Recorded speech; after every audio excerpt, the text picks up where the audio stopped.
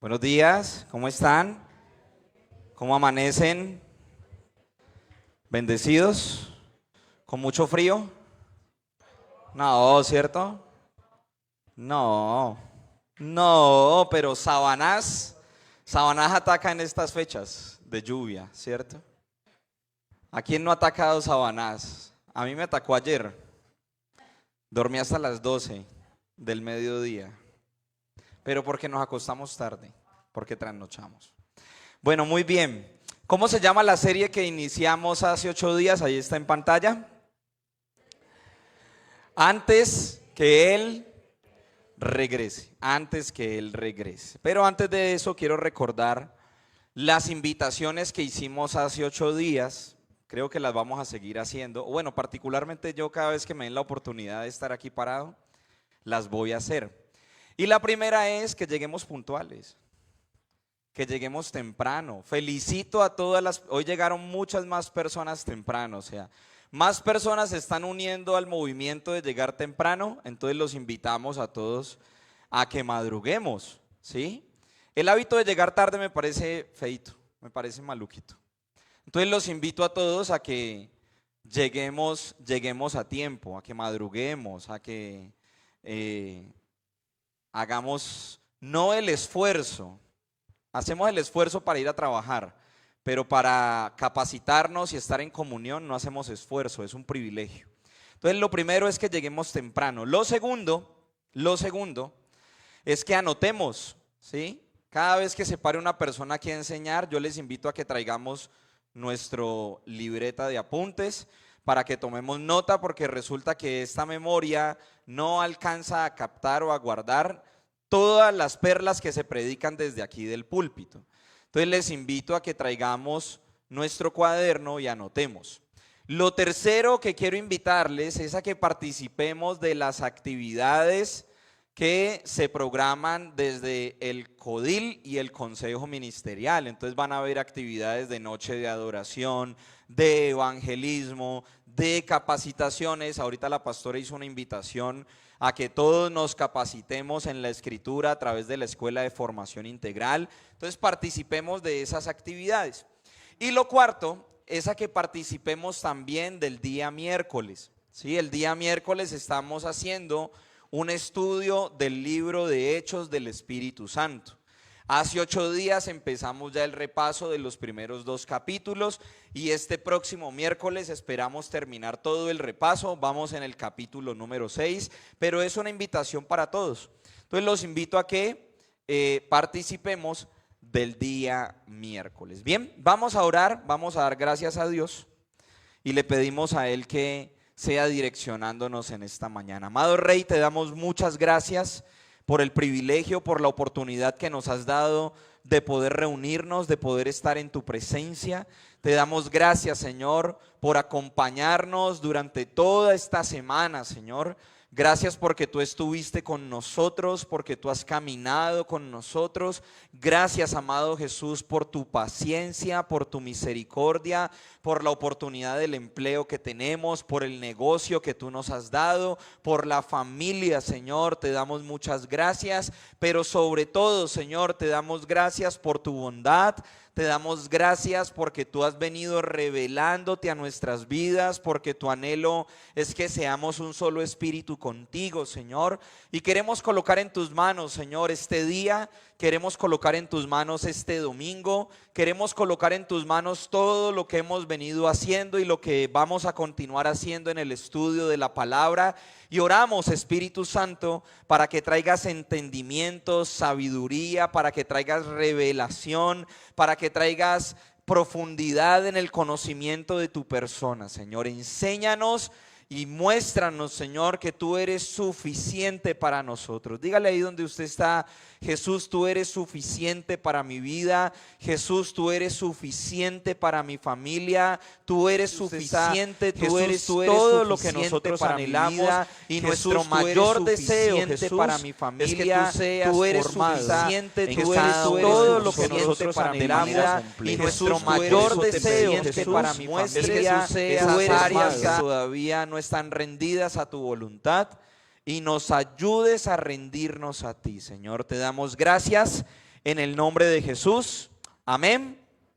Y amén. Muy bien, y para no perder la costumbre, yo le invito a que usted donde está salude a la persona que tiene a su lado, a la persona que tiene atrás. Dígale: Dios te bendiga, Dios te guarde, bienvenidos. Los que no se han dado el feliz año, aproveche y dé el feliz año. Vea, la hermana Zoila, feliz año, hermana no, con la hermana Zoila estuvimos aquí el 31. Diga: feliz año, Dios te bendiga, Dios te guarde. Ahora en la tarde paso por su casa por el aguinaldo. Dígale: ahorita paso por el aguinaldo, el regalito que me guardó. Los almuerzos pendientes, ahorita en enero nos ponemos al día con los almuerzos pendientes. Muy bien, Sofía, ayúdame con la imagen de la serie que empezamos. En estos 11 días de enero se nos han metido muchísimos acontecimientos históricos. ¿Se han notado que enero empezó bien potente y este año empezó bien movido, cierto? En un tiempo de oración, mientras está ocurriendo tanta cosa en el mundo, el Señor me mostraba un tablero de ajedrez y las fichas no eran las fichas convencionales, sino que eran los recursos por los cuales pelean o están discutiendo las naciones. Entonces le mandé un mensaje a Brittany y le dije: Bri, ayúdame, dile a Erika si me ayuda materializando lo que vi. Y es así. Entonces miren, en esta imagen hay un tablero, ¿sí? Es como un tablero de ajedrez, pero en ese tablero ustedes ven que está el mapamundi, ¿sí? Las fichas de ese tablero son distintos recursos. Ustedes ven ahí oro, ven barcos, ven estas máquinas para extraer petróleo, ¿sí? Y encima de este tablero están como las grandes potencias que dominan o quieren dominar el mundo. Usted ve ahí la bandera de Estados Unidos, ve la bandera de China, de Rusia, ¿cierto? Está el título antes de que él regrese. Pero por encima de todo ese sistema está el Señor sentado en el trono. No está Jesús de Nazaret, no está el Jesús de los evangelios. Está sentado en el trono el Jesús de Apocalipsis. Si usted va a Apocalipsis capítulo 1, dice: esta es la revelación de Jesucristo, y hace toda una descripción de la apariencia de Jesús, pero también de la autoridad que él ha tomado y que le fue devuelta en la cruz, ¿sí? En Mateo capítulo 28, versículos 18 y 19, que es el de la gran comisión, antes de hablar de la gran comisión, el Señor dice: toda autoridad me es dada en los cielos, en la tierra y debajo de la tierra. Y me parece que es importante que nosotros como iglesia seamos muy entendidos en los tiempos y en los acontecimientos que están ocurriendo a nivel global, y cómo nosotros, como parte del cuerpo de Cristo, participamos no del accionar humano, sino del accionar de Dios y en el plan de Dios que Él tiene con el mundo, con la iglesia y con su proyecto. Y por eso quiero retomar desde Primera de Juan capítulo 5 versículo 19. Quiero que me acompañen, por favor. Primera de Juan capítulo 5 versículo 19. Porque ahora las redes sociales nos permiten a nosotros poder ver qué piensa la gente, incluyendo la iglesia o parte de la iglesia, ¿sí? Entonces, ante todos los conflictos y ante todo lo que ha venido ocurriendo, unos están de acuerdo con que hayan tomado preso a Maduro, otros no están de acuerdo, otros dicen Trump, el presidente Trump de Estados Unidos es el Ciro de este tiempo, otros dicen es el que está preparando el nuevo orden mundial, y en esas discusiones humanas está metida la iglesia o parte de la iglesia, ¿sí? Y hay discusiones, y hay polarización, y hay división, y hay conflictos, ¿sí? Pero se nos olvida algo, y es lo que nos dice aquí Primera de Juan 5:19. Sabemos que somos, está hablando de la iglesia. ¿La iglesia de quién es? De Dios. Y el mundo entero está bajo el maligno. Entonces aquí se nos está mostrando el principado de las tinieblas y el reino de luz. Y está haciendo una diferencia muy clara aquí el apóstol. Está diciendo la iglesia es de Dios, por lo tanto, la cultura de la iglesia, ¿cuál es? La de la escritura. El sistema de la iglesia, ¿cuál es? La de la escritura. La ciudadanía de la iglesia, ¿cuál es? La de la escritura. Pero el mundo entero, junto con el pueblo que está bajo el maligno, es de la cultura de Satanás. Por eso cuando la iglesia permite permearse bajo la cultura, la ideología, el sistema y los conflictos del mundo, pierde autoridad. La autoridad que Cristo le ha dado. Nosotros no estamos llamados a tomar partido, ni partido político, ni partido cultural, ni partido de idealización. De ninguno estamos llamados. La única bandera que defendemos nosotros es la bandera de Cristo. El único reino que proclamamos nosotros es el reino de Cristo. Miren, yo quiero ser muy claro. Y es que ahorita el 7 de agosto pues van a haber las elecciones, ¿sí? Y hay muchas personas, las he escuchado, del pueblo que dicen, no, es que la libertad de Colombia, la libertad de la nación está en el doctor Abelardo de las Priella, por eso tenemos que votar por Abelardo de las Priella. Esto es un discurso de adoctrinamiento, y es adoctrinamiento político, porque pasa hacia el otro bando también. La libertad de Colombia está bajo Iván Cepeda, ¿cierto?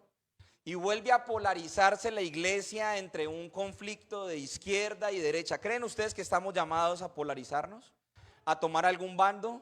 ¿A expresar con tanta autoridad y decir que la libertad de una nación está bajo un hombre, bajo la naturaleza caída? No, mis hermanos. La libertad de las naciones ya la ganó Cristo en la cruz. Y le corresponde a la iglesia notificarle al mundo que hay un rey que va a volver y que va a establecer un único gobierno justo bajo su autoridad, bajo su potestad y bajo su dominio. Entonces, hace 8 días hablábamos de que la crisis que estamos viviendo actualmente y que viene agudizándose no es una crisis política, no es una crisis cultural, no es una crisis social, es una crisis espiritual. Y veíamos en Santiago capítulo 4, versículo 1, no lo vamos a colocar porque solamente estoy colocando en contexto.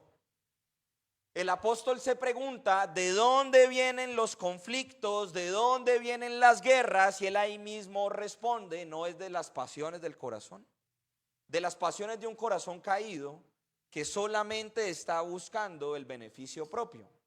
Usted lo puede mirar desde su propia perspectiva personal, pero también lo podemos ver a gran escala, ¿sí? Con estos grandes movimientos de las naciones que sacan de la ecuación a Dios y que solamente por nombrar en un discurso a Dios para ganar un voto o para ganar una inclinación, entonces el pueblo ya está tomando una bandera que no le corresponde. Hace 8 días también hablábamos que el reino de Jesús no es de este mundo. Y él mismo lo dijo en Juan capítulo 18, 36. Mi reino no es de este mundo. Si mi reino fuera de este mundo, mis seguidores pelearían, dijo Jesús en Juan capítulo 18, 36. También hablábamos hace 8 días de la advertencia bíblica de la mezcla de la iglesia con el poder de este sistema, y resulta que eso le pasó al pueblo de Israel cuando comenzó a ver al resto de las naciones que tenían rey, rechazan a Dios y ¿qué le dicen a Samuel? Queremos un rey, como el resto de las naciones. Le dejo la cita bíblica, está en Primera de Samuel, capítulo 8, versículo 5. También veíamos hace 8 días que el conflicto actual no es de geopolítica, sino que el conflicto actual es espiritual. Y Pablo lo dice en Efesios capítulo 6, versículo 12. porque no tenemos lucha contra sangre y carne, sino contra principados, contra potestades y contra huestes de maldad.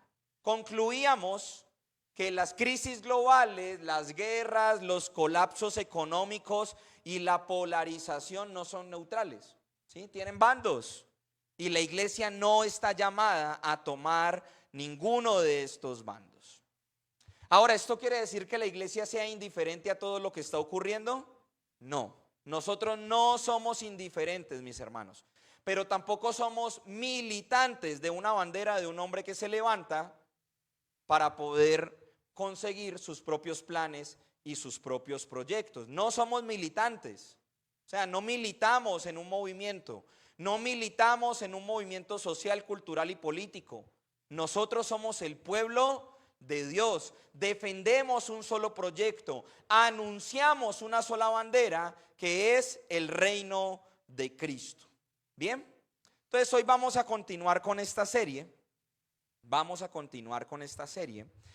Y la serie se llama Antes de que Él regrese. Y el tema de hoy se llama Entendidos en los tiempos. ¿Cómo se llama? Entendidos en los tiempos. Entonces quiero invitarles a que me acompañen por favor a Primera de Crónicas capítulo 12 versículo 32. Primera de Crónicas capítulo 12 versículo 32. Y mira lo que dice la escritura, léalo conmigo. De los hijos de Isaacar, 200 principales, y si usted tiene su Biblia ahí, subráyelo, entendidos en los tiempos, que sabían lo que Israel debía hacer y cuyo dicho seguían todos sus hermanos. Entonces resulta que de las 12 tribus, cada tribu tenía unas características específicas, pero aquí se nos está mostrando que de toda la tribu de Isaacar habían 200 personas que desarrollaron 3 características: entendimiento en los tiempos, sabiduría y autoridad. Entendimiento en los tiempos, sabiduría y autoridad. Ahora, ¿cómo se relaciona esto con la iglesia? Resulta que Jesús no diseñó su iglesia como un lugar físico, no diseñó su iglesia como una institución humana, sino que Cristo diseñó su iglesia como la expresión de sus atributos aquí en la tierra. Cristo diseñó la iglesia como la expresión de sus atributos aquí en la iglesia. Literalmente la iglesia es Cristo mismo manifestado en nosotros. Ahora la pregunta es, ¿cuándo Cristo se mezcló con movimientos políticos, sociales o culturales? Nunca se mezcló. Muy bien. Nunca se mezcló con un movimiento político ni cultural. De hecho, hace 8 días veíamos que cuando el Señor estaba haciendo milagros y el pueblo de Israel quiso coronarlo rey, ¿qué hizo Jesús? Salió y se fue, porque no era la coronación desde el ser humano, sino que Cristo tenía una misión en su primera venida y era la redención de la humanidad por medio de su sacrificio, para que después Él fuera ascendido y fuera coronado el rey de todo el universo. Entonces miren que si nosotros somos la expresión de Cristo, si nosotros somos la expresión de su persona, de sus atributos, ¿por qué la iglesia se mezcla con movimientos humanos? ¿Por qué la iglesia toma partidos humanos? ¿Por qué la iglesia defiende banderas humanas? Cuando nosotros estamos llamados solamente a expresar un solo reino. Jesús advirtió que en los últimos tiempos la señal más peligrosa que se iba a manifestar era el engaño. Quiero que me acompañe, Mateo capítulo 24, versículo 4. Y es justamente lo que estamos viviendo actualmente y se ha vivido durante este tiempo. Por eso yo quiero hacerles una invitación, leyendo Mateo 24, 4. Ahora que vamos a empezar con las elecciones y con todo esto, yo sé que van a empezar a compartir mensajes por WhatsApp, audios, que este dijo esto, que este dijo lo otro. Mire, no caiga en ese juego. Usted ni siquiera sabe el origen de esta información para compartirla como una verdad. Entonces no caiga en este juego, porque hay una advertencia que nos hace Mateo 24:4. Y mira lo que dice el Señor. Respondiendo, Jesús les dijo: mirad que nadie los engañe. Si ya leímos en primera de Juan 5:19 que todo este sistema está bajo el maligno, y una de las características de Satanás es engañar, pues la iglesia está llamada a no permitir que ninguno de estos engaños la saque de la misión principal que entregó Jesús. ¿Cuál es la misión principal? Ir y hacer discípulos a todas las naciones, bautizando en el nombre del Padre, del Hijo y del Espíritu Santo, y enseñando a guardar todas las cosas que Él nos enseñó a nosotros. Entonces, mire que hay una diferencia, mis hermanos. Cuando nosotros permitimos que la polarización de este tiempo, por medio de la política, la cultura o la misma sociedad, venga y nos permee a nosotros, perdemos de vista a Jesús. Perdemos de vista la misión que Él le entregó a la iglesia. Perdemos de vista el tesoro que nosotros tenemos. Jesús dijo en una de las parábolas que el reino de los cielos es como un tesoro que está enterrado. Y fue una persona y desenterró el tesoro, y al ver el valor del tesoro, que hizo la persona, fue y vendió todo lo que tenía para comprar ese campo y obtener el tesoro. ¿Quién es el tesoro? Jesús es el tesoro. Él es el tesoro. Y si usted y yo nos hemos arrepentido y hemos confesado a Jesús como nuestro Salvador y como nuestro Señor, quiere decir que ese tesoro ha venido a habitar en nosotros. El problema es que si usted y yo no conocemos el valor del tesoro, no podemos disfrutar de ese tesoro. Si usted no conoce el valor de Cristo, de su plan, de su proyecto, de su deseo, usted no va a poder disfrutar de la persona de Cristo en la plenitud que Él se ha dado, porque sigue viviendo de acuerdo a lo que dicta su corazón.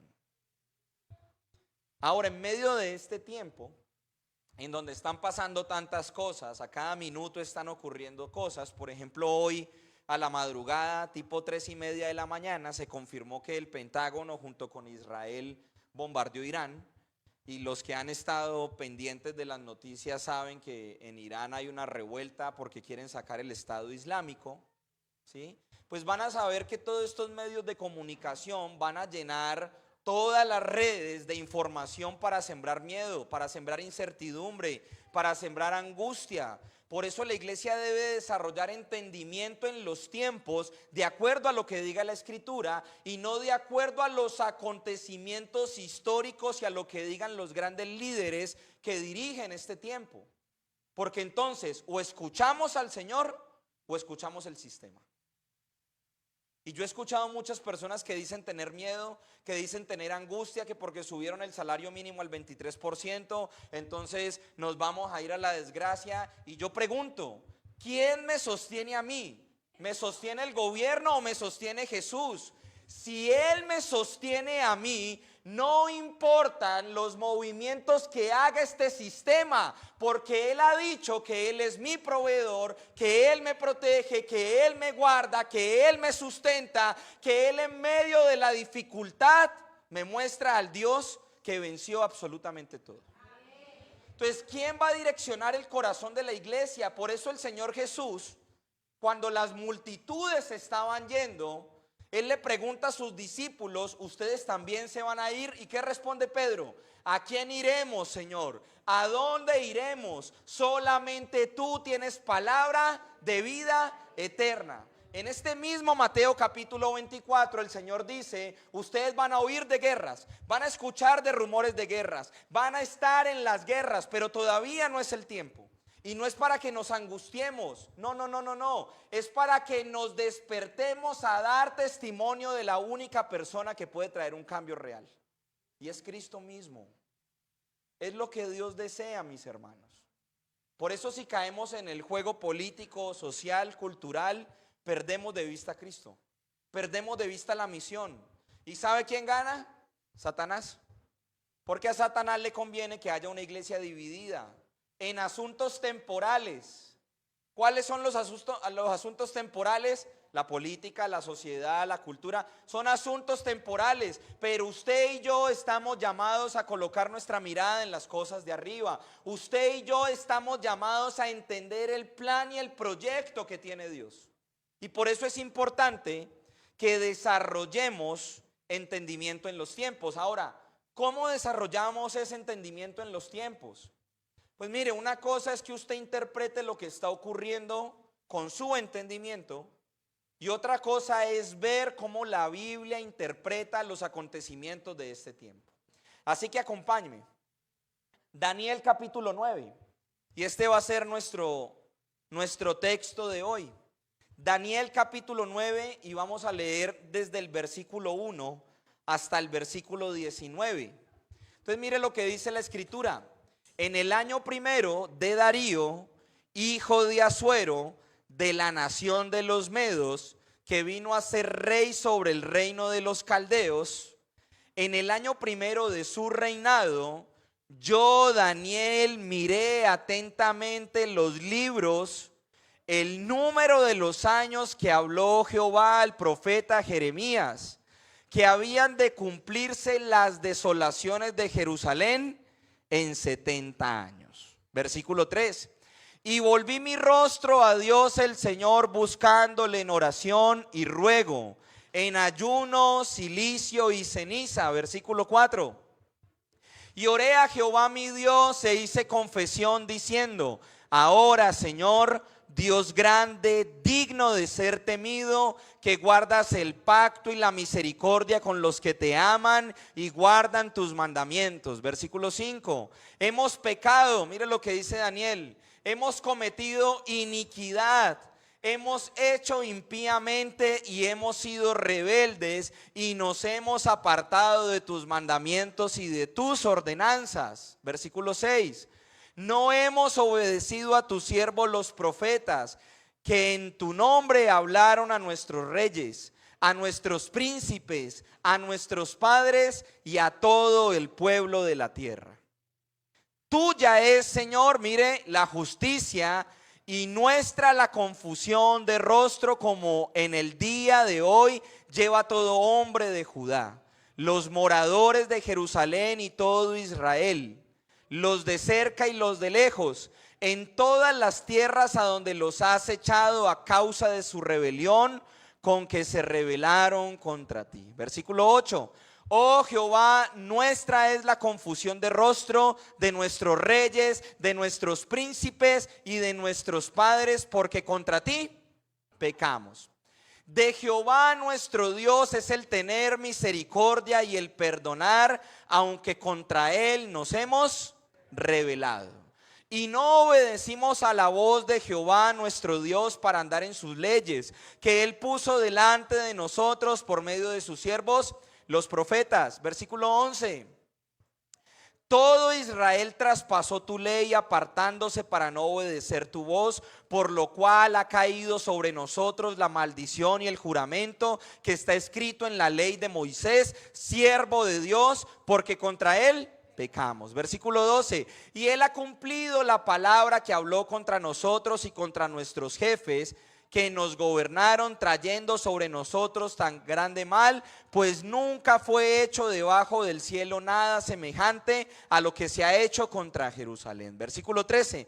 Conforme está escrito en la ley de Moisés, todo este mal vino sobre nosotros, y no hemos implorado el favor de nuestro Dios para convertirnos de nuestras maldades y ¿qué? Y entender tu verdad. Por tanto, Jehová veló sobre el mal y lo trajo sobre nosotros, porque justo es Jehová nuestro Dios en todas sus obras que ha hecho, porque no obedecimos a su voz. Versículo 15. Ahora pues, Señor Dios nuestro, que sacaste tu pueblo de la tierra de Egipto con mano poderosa y te hiciste renombre, cual lo tienes hoy, hemos pecado, hemos hecho impíamente.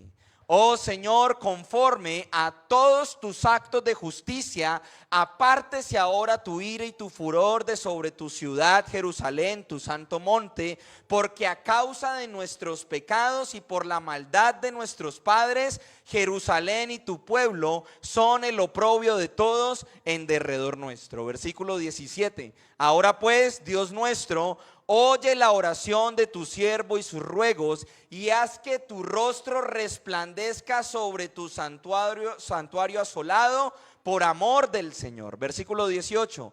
Inclina, oh Dios mío, tu oído y oye. Abre tus ojos y mira nuestras desolaciones y la ciudad sobre la cual es invocado tu nombre, porque no elevamos nuestros ruegos ante ti, confiados en ¿qué? En nuestra justicia, sino en tus muchas misericordias. Versículo 19. Oye Señor, oh Señor, perdona, presta oído Señor, y hazlo. No tardes, por amor de ti mismo, Dios mío, porque tu nombre es invocado sobre tu ciudad y sobre tu pueblo. Entonces vamos a ponernos en contexto. Resulta que el Señor levantó profetas como Jeremías, como Joel, para anunciarle al pueblo que estaban apartados del Señor, que tenían que regresar al corazón del Señor, o si no iban a ser llevados cautivos a otra nación. Y constantemente el Señor levantó profetas para anunciarle al pueblo de Israel y para predicar arrepentimiento. Sin embargo, el pueblo de Israel hizo caso omiso, por el contrario maltrató a los profetas, los mató.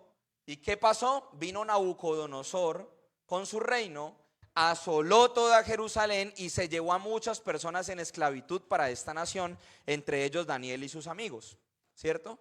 Cuando llegó Daniel, hay un pasaje muy conocido que es Daniel 1:8 y dice que Daniel junto con sus amigos propusieron en su corazón no contaminarse con la comida del rey, y de ahí en adelante Daniel es levantado para ser una persona importante en la administración del reino, pero sale Nabucodonosor de este reino, viene otro rey que es Darío, ¿sí?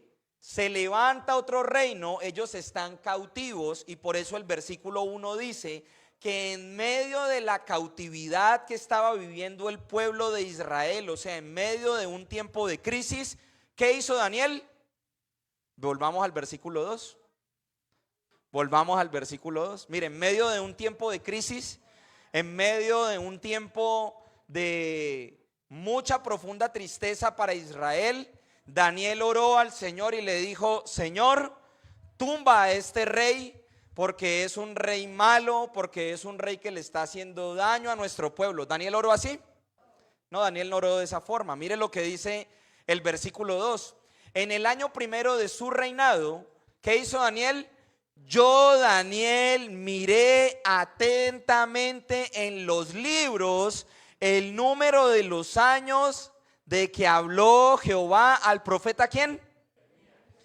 O sea, el punto número 1, cuando nosotros nos posicionamos correctamente, necesitamos entender o leer la realidad de acuerdo a lo que dice la palabra.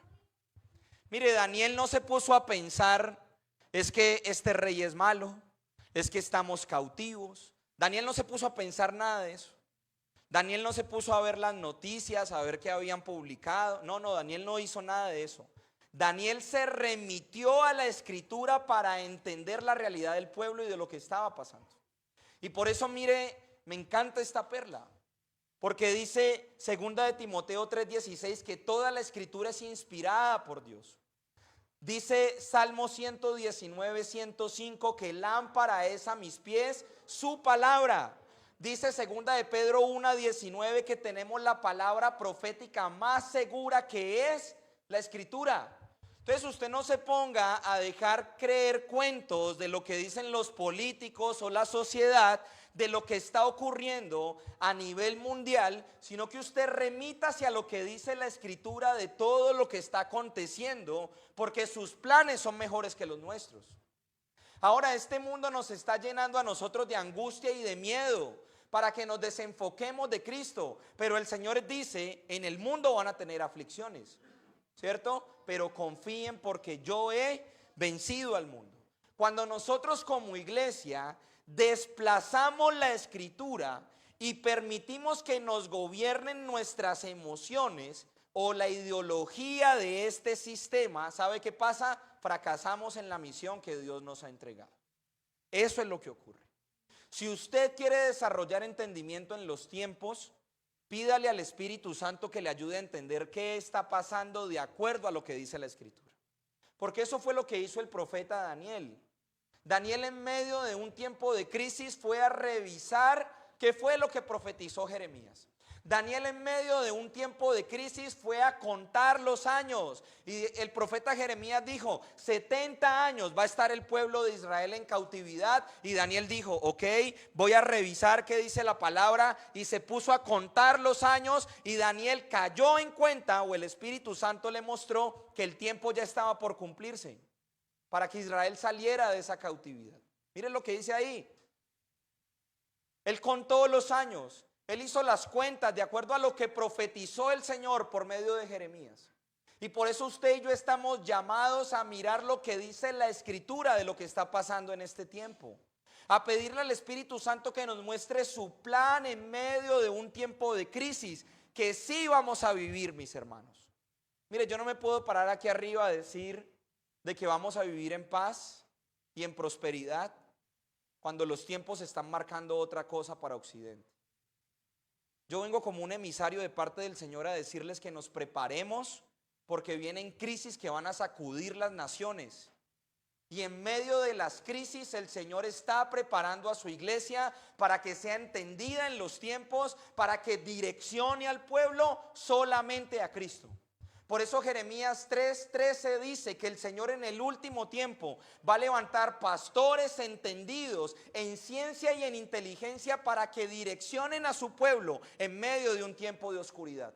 Por eso Daniel capítulo 12 dice que los entendidos van a resplandecer en medio de un tiempo de crisis. El llamado que está haciendo la Escritura para este tiempo es que desarrollemos entendimiento en todo lo que está ocurriendo de acuerdo a lo que dice la palabra. Ninguno de los candidatos presidenciales que van a asumir ahorita el 7 de agosto van a poder cambiar la realidad de este país. Y lo único que va a ocurrir es que se va a agudizar la crisis para nuestra nación. La pregunta es, como iglesia, ¿cómo vamos a responder a la crisis que ya está tocando a nuestra nación? ¿Vamos a responder de igual manera como lo está haciendo el mundo? ¿O vamos a tomar la palabra y vamos a tomar la posición que nos dio Cristo para hacer luz en medio de la oscuridad? Israel estaba en crisis. Israel estaba cautivo, ellos eran esclavos. De hecho, aquí Daniel ya era eunuco. Estaban viviendo un tiempo de mucha tristeza y mucho dolor. Sin embargo, acabamos de leer en estos 19 versículos que Daniel no tomó ninguna represalia contra el rey de ese sistema, sino que interpretó la realidad de acuerdo a lo que decía la Escritura. Tomó los pecados del pueblo y los confesó al Señor. Y ustedes dirán, ¿de qué tenemos que arrepentirnos nosotros? Tenemos que arrepentirnos de muchas cosas, mis hermanos. Porque hemos dejado el hacer discípulos para unos pocos. Y hemos perdido y nos hemos desenfocado de la misión que el Señor le entregó a toda la iglesia. Todos nosotros hemos sido llamados a replicar el Evangelio. Y por eso es que nosotros insistimos a que nos capacitemos, a que nos conectemos, a que desarrollemos comunión, mis hermanos, a que desarrollemos perseverancia en la doctrina, porque no hay otra bandera que defendamos nosotros, no hay otro evangelio que anunciemos nosotros que no sea el de Cristo. Sin embargo, hay un dato que me dejó muy triste y lo leí ayer.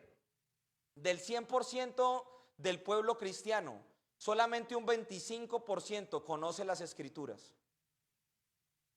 Es triste. Es triste porque nos cuesta sentarnos a leer el propio libro que nos permite conocer al Señor.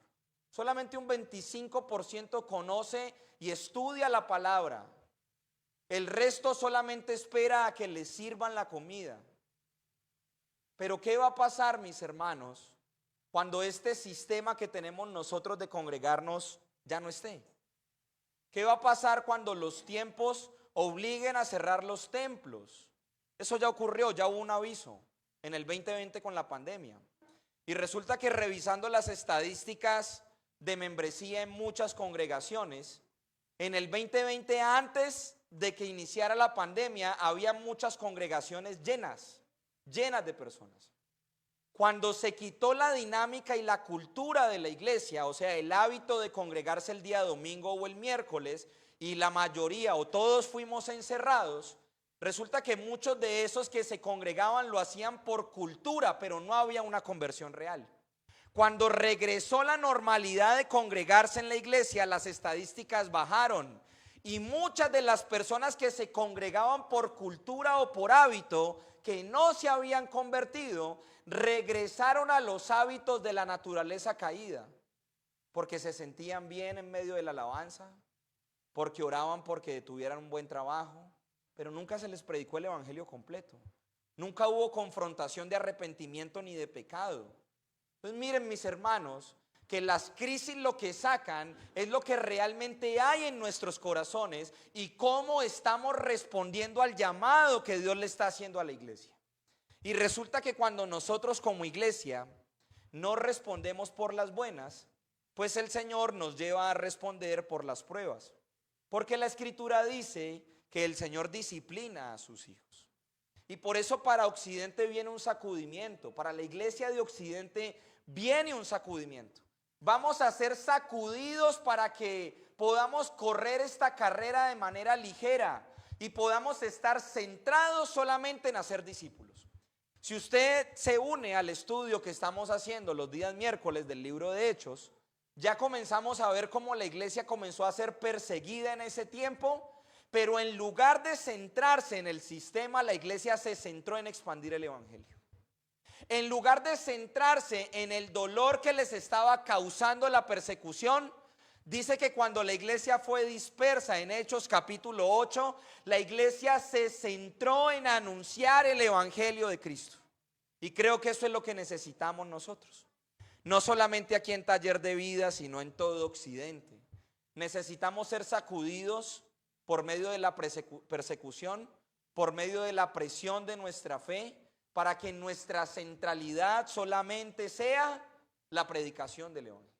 Entonces, si usted desea desarrollar entendimiento en los tiempos, en todos los acontecimientos que van a ocurrir antes del regreso de Cristo, lo primero que nos dice la Escritura, de acuerdo a lo que leímos en Daniel, es que interpretemos la realidad de acuerdo a lo que dice la palabra. ¿Cómo lo hacemos? Mire, la pastora ahorita hizo la invitación de conectarnos e inscribirnos a la EFI. Y usted puede decir, es que yo ya vi ese estudio, es que yo ya lo terminé. El sabio es una persona que siempre está aprendiendo. Eso es una persona sabia. Y usted puede pedirle al Señor que de un solo versículo le enseñe muchas cosas y Él lo va a hacer. De un solo versículo podemos sacar las predicaciones de todo un año, porque la palabra es multiforme, porque la palabra revela solamente una persona. Entonces, si usted quiere acudir al llamado que está haciendo el Señor, yo le invito a que usted se inscriba a la Escuela de Formación Integral y que usted vuelva a los apuntes, que usted revise lo que se ha enseñado, que usted mire nuevamente la palabra, regrese al corazón de la palabra. La iglesia se posiciona cuando discierne la realidad a la luz de la Escritura. Ahí nos posicionamos correctamente.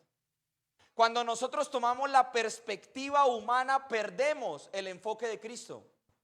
Perdemos el enfoque del proyecto que tiene Dios con este mundo.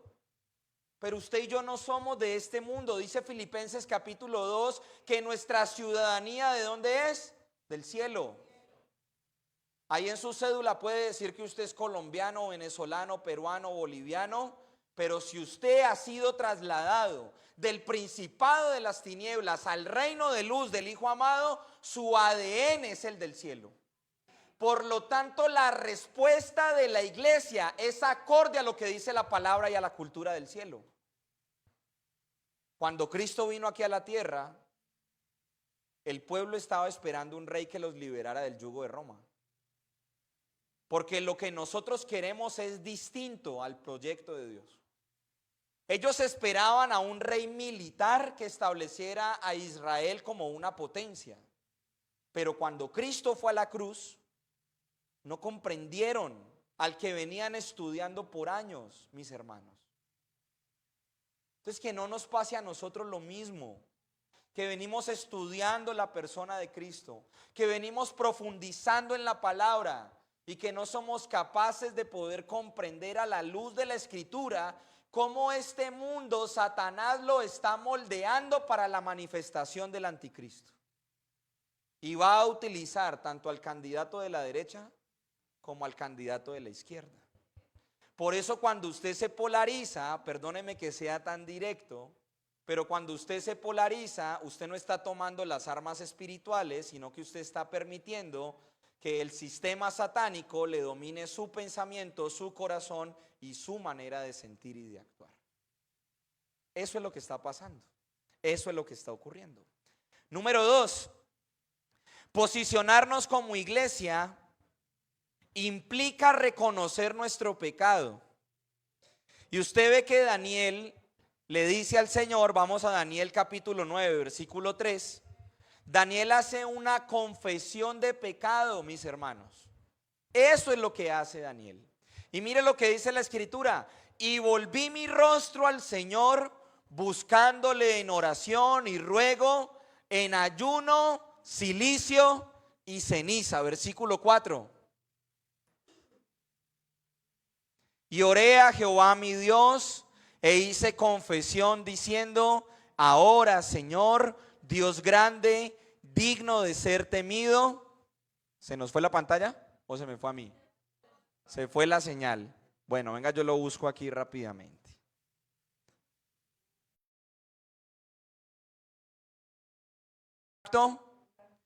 Y la misericordia. Versículo 5. Hemos pecado, mire lo que hace Daniel. Hemos cometido iniquidad, hemos hecho impíamente y hemos sido rebeldes y nos hemos apartado de tus mandamientos y de tus...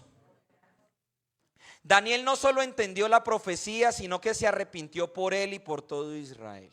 Eso fue lo que hizo Daniel. Y creo que nosotros tenemos que arrepentirnos, mis hermanos, porque hemos descuidado la misión, porque hemos descuidado el hacer discípulos, porque nuestras oraciones están plagadas de lo que nosotros necesitamos, porque hemos creído que Dios está a nuestro servicio y nosotros no al servicio del Señor. Y esa no es la iglesia que Dios concibió, esa no es la iglesia que Dios diseñó. No, no es la iglesia, mis hermanos. Han pasado 11 días del mes de enero. ¿A cuántas personas le hemos predicado las buenas nuevas? ¿A cuántos tenemos en nuestras oraciones? ¿A cuántos tenemos como prioridad para poder predicar el evangelio? Permítanme, yo vuelvo a colocar el mismo ejemplo, pero es un ejemplo que a mí me enamora. Y es ver cómo Shirley y Edwin utilizan su negocio como una plataforma para hacer discípulos. Claro que ellos tienen un negocio porque necesitan sustentarse económicamente. Pero la mayoría de personas que están en los cursos con Edwin son personas que van por un repuesto pero terminan evangelizados. Es lo que ocurre. ¿Por qué pasa eso? Porque están enfocados en la misión, porque su prioridad, ¿cuál es? La misión. Entonces el llamado que Dios nos está haciendo en este segundo punto es arrepentirnos por dejar a un lado la misión. Y ustedes dirán, bueno, pero es que yo no estoy llamado a predicar en una plataforma como esta. Esta no es la única plataforma, mis hermanos. Mi trabajo es una plataforma para predicar el evangelio. La universidad es una plataforma para predicar el evangelio. Ahora en diciembre que nos reunimos en familia, son plataformas para predicar el evangelio. Que no las aprovechemos nosotros o que no le demos la prioridad a nosotros es muy diferente. Pero las plataformas de predicación del evangelio están. Entonces usted y yo tenemos que arrepentirnos porque no tenemos un peso en nuestro corazón por el perdido. No lo tenemos. Estamos en un evangelio muy cómodo, en donde nos vestimos bonitos, venimos el domingo, nos sentamos, cantamos y salimos de aquí a seguir viviendo nuestra vida, porque Dios ya nos bendijo. Y el resto que hace falta para ser alcanzados. Como iglesia hemos sido comisionados con el ministerio de la reconciliación, mis hermanos. Muchas veces ante las dificultades y conflictos, ¿sabe qué es lo primero que hacemos? Abandonar la iglesia y el ministerio. Usted ve a una persona que comienza a tener problemas, conflictos, y lo primero que hace es apartarse de la iglesia, es apartarse de su lugar de servicio. Pero usted y yo hemos sido llamados a predicarlo a Él porque Él ha dicho que Él tiene cuidado de usted y de mí. Mateo 6:33 lo dice: primero busquen el reino de Dios y su justicia, y todo lo demás. No necesitamos ser teólogos para predicar el evangelio, porque usted ve en el encuentro con la samaritana, eso está en Mateo capítulo 4, Lucas capítulo 4 también lo tiene, es el paralelo, y Jesús le dice todo a la samaritana. Era el primer encuentro, ¿cierto? La samaritana lo reconoce como Señor y corre al pueblo y que dice: miren, hay uno que me ha dicho todo lo que ha pasado conmigo, vengan y conózcanlo. Eso fue lo que hizo la samaritana. La primera evangelista de la escritura fue la samaritana. Así que no necesitamos tener la profundidad en una licenciatura en teología para compartir de que Cristo es suficiente, de que Cristo tiene una nueva vida para nosotros. Antes de nosotros ver un avivamiento, mis hermanos, necesitamos arrepentirnos. Una iglesia posicionada es una iglesia que se humilla, que reconoce su pecado y que vuelve a la misión original. Y yo sé que no todos quieren regresar a la misión original, porque dirán: no, este man ya se paró aquí a decirnos esto, a regañarnos. Está bien. Ustedes pueden enojarse conmigo, yo lo comprendo, pero es el mensaje que me ha dado el Señor. Y es el mensaje que debemos replicar. Y es el mensaje, es el llamado que está haciendo el Señor a despertarnos, a levantarnos. Usted y yo tenemos el mismo espíritu que levantó a Cristo de entre los muertos. Y el Señor Jesús dijo que cuando estuviéramos delante de jueces, de gobernadores o delante de personas, no íbamos a hablar nosotros. ¿Quién iba a hablar? El Espíritu Santo iba a hablar a través de nosotros. Nosotros solamente somos instrumentos en sus manos para compartir una semilla. Así que no le dé miedo a abrir su boca y compartir el evangelio, porque no le corresponde a usted traer convencimiento. El convencimiento lo trae el Espíritu Santo. A nosotros nos corresponde regar la semilla, entregar la palabra, pero parte de una decisión que yo tomo de ver la urgencia de predicar el evangelio.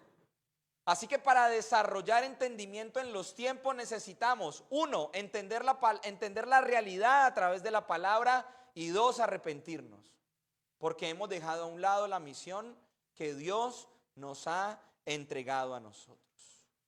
Número 3, y con esto termino: en tiempo de gozo, en tiempo de dificultad, en tiempo de persecución, en tiempo de provisión, en tiempo de escasez, la tarea de la iglesia sigue siendo la misma.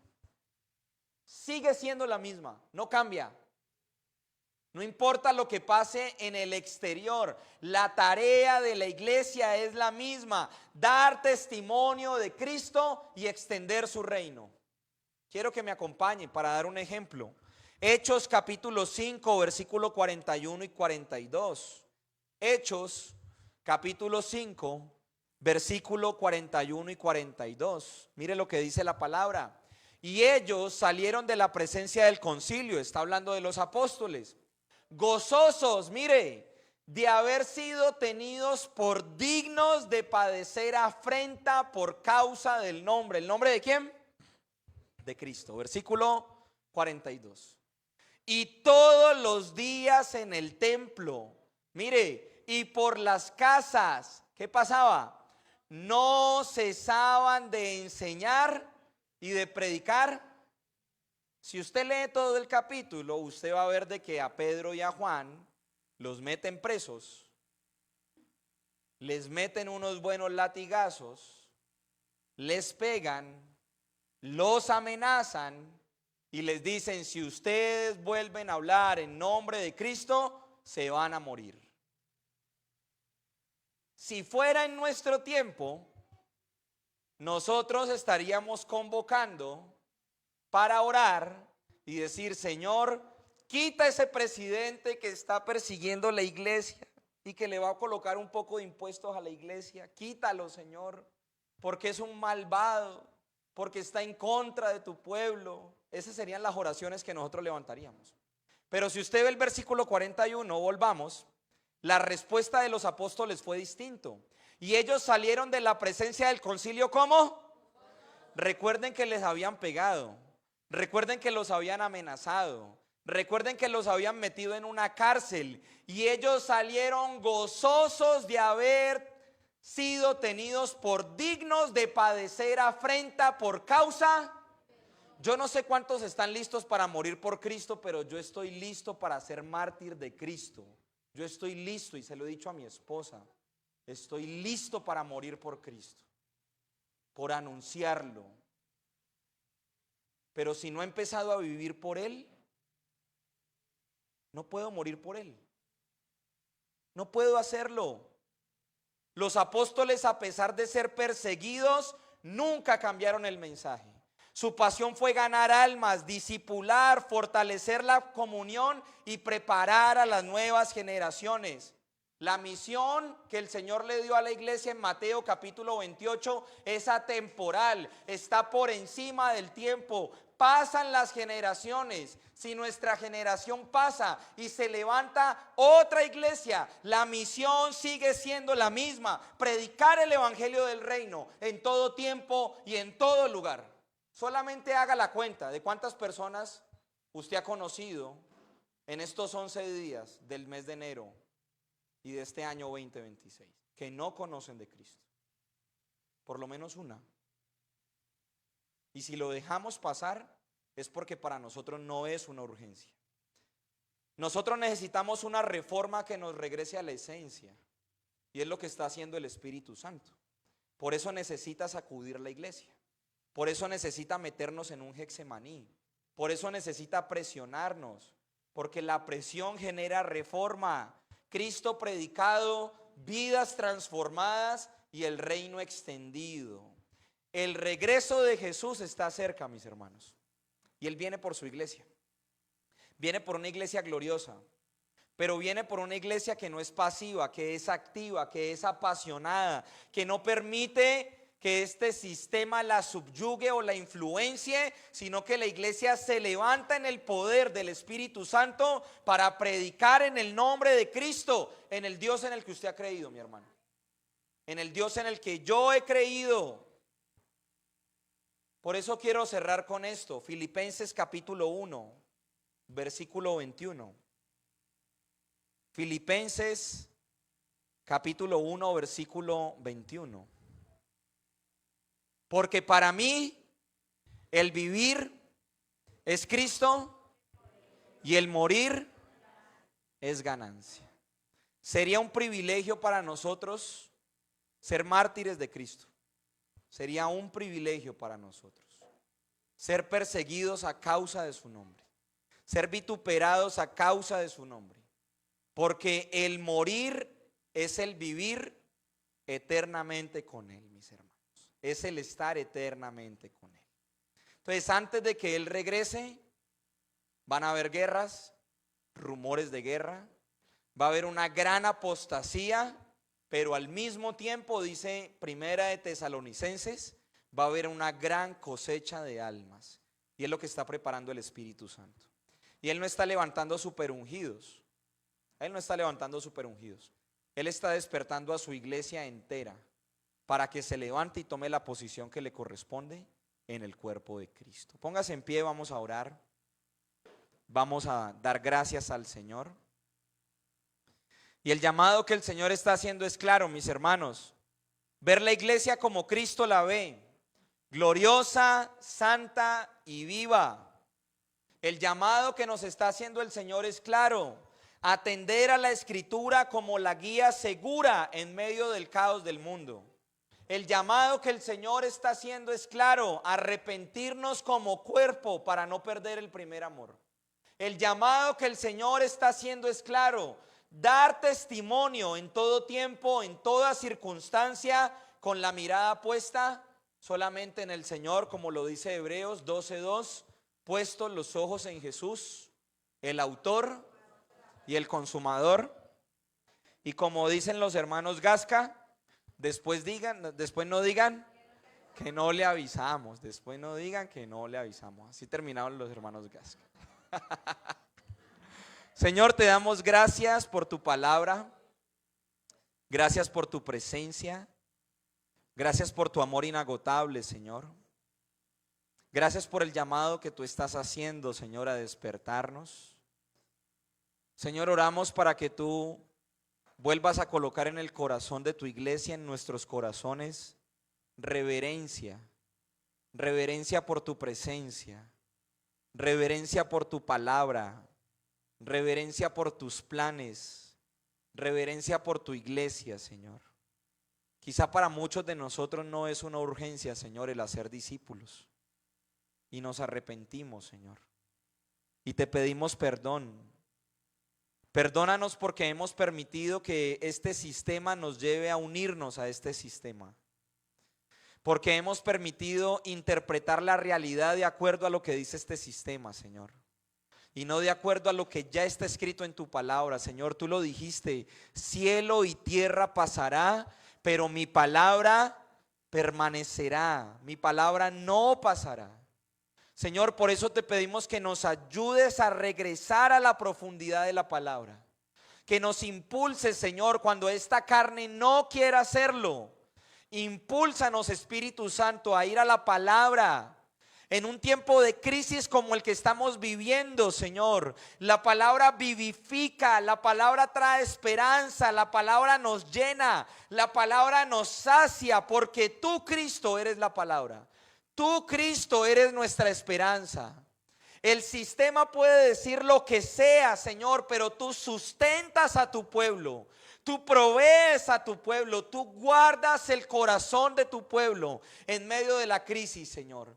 Por eso te pedimos perdón por abandonar la misión que tú nos diste. Perdónanos, nos arrepentimos, Señor, y oramos para que coloques la angustia en nuestros corazones de hacer discípulos, de extender el reino, Señor. Devuélvenos a la pasión, Señor, de compartir tu palabra a tiempo y afuera de tiempo. Que lo hagamos en nuestros trabajos, que lo hagamos en la universidad, que lo hagamos en los negocios que tú nos has permitido, Señor, ser mayordomos. Ayúdanos a hacer luz en medio de la oscuridad que estamos viviendo, Señor.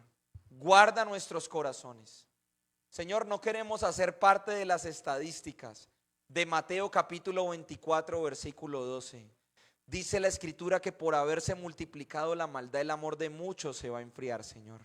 Por favor, que esta iglesia sea guardada, que seamos guardadas de enfriarnos, que seamos guardados de apartarnos de tu presencia, que seamos guardados de ser apóstatas de la fe, Señor. Que por el contrario seamos llamados a hacer luz, a llevar tu palabra, a ser atalayas en este tiempo, Señor. A hacer la provisión que tú entregaste para que muchos sean alcanzados, Señor. Y si usted tiene a sus hijos cerca o si tiene niños cerca, yo le invito a que usted los abrace y oremos por la nueva generación que el Señor va a levantar, que el Señor guarde el corazón de los niños, que el Señor guarde la mente de los jóvenes, de los adolescentes, que el Señor guarde el corazón de las nuevas generaciones, Señor, porque tú entregaste a los hijos, Señor, como herencia para ti, Señor Jesús, te pertenecen a ti, Señor. Por eso oramos y los entregamos para que sean los nuevos atalayas, para que tú los prepares como pastores, apóstoles, profetas, evangelistas, maestros, maestros, Señor, en este último tiempo, Señor. Oramos, amado Rey, para que Taller de Vida sea un arca de salvación en medio, Señor, del tiempo de crisis que estamos viviendo. Despierta tu iglesia, Señor, como lo dice Efesios capítulo 5. Despiértate tú que duermes, levántate de entre los muertos y te alumbrará la luz de Cristo, Señor. Guarda a los maestros que están impartiendo, Señor, cada palabra y cada mensaje a la nueva generación. Y si hay desánimo, Señor, si hay cansancio, si hay inseguridad, Señor, yo te ruego, Señor Jesús, que tú les recuerdes tu palabra, que tú recuerdes, Señor, que el servicio a ti no es en vano, Señor, que cuando te servimos a ti, Señor, encontramos plenitud, encontramos identidad, te encontramos a ti, amado Rey. Te damos gracias, Jesús. Por eso quiero hacer un llamado a la iglesia, a que pueda unirse a los ministerios, a que pueda unirse al servicio, a que pueda unirse al servicio en esta congregación. Y que usted pueda decirle al Señor, a tus planes, a tu proyecto y a tu diseño, Señor: heme aquí, envíame a mí, Señor. Te damos muchas gracias en el nombre de Jesús. Amén, amén y amén. Dele ese fuerte aplauso al Señor. Solamente Él es digno, solamente Él es santo, solamente Él es glorioso. E iniciamos esta nueva semana bajo su dirección. Y yo quiero invitarle a algo, mire, antes de que se vaya. Si a usted el Espíritu Santo le ha hablado hoy y usted tiene personas en mente a las cuales usted piensa compartirles el evangelio, ore por estas personas. Dígale al Señor que le dé la palabra, dígale al Señor que le dé la pasión.